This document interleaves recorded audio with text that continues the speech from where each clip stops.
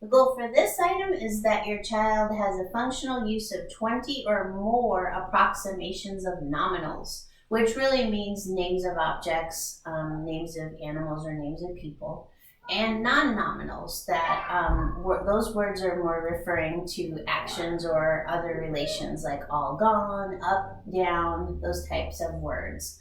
And so they can approximate the word, so it doesn't have to be 100% clear, but it has to be consistent, and you have to know that that's what they're trying to tell you. And so when you're working on things like expanding vocabulary, it's a lot about just talking all the time. And that's really hard if your child doesn't talk back to you or interact with you.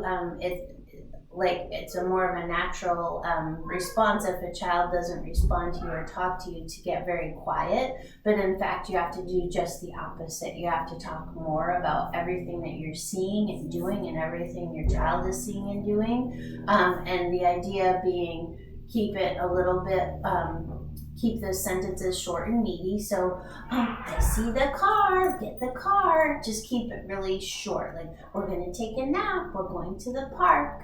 And using the same words for the same objects or actions or routines that you do. So you always say, it's time for a bath, or it's time for lunch, or let's go to the park. You don't change it up every time.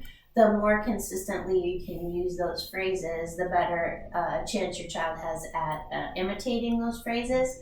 And then, of course, if they attempt a word, good car. So you imitate what they have said, but you do it in the clearest way. You don't have to ask them to imitate it again. They've already said it. So it would go like this. The child says, car, and I would say, oh yeah, car, orange car. And that's how the day would go. Or I would say, oh, look at green car. And then hope that the child will imitate me.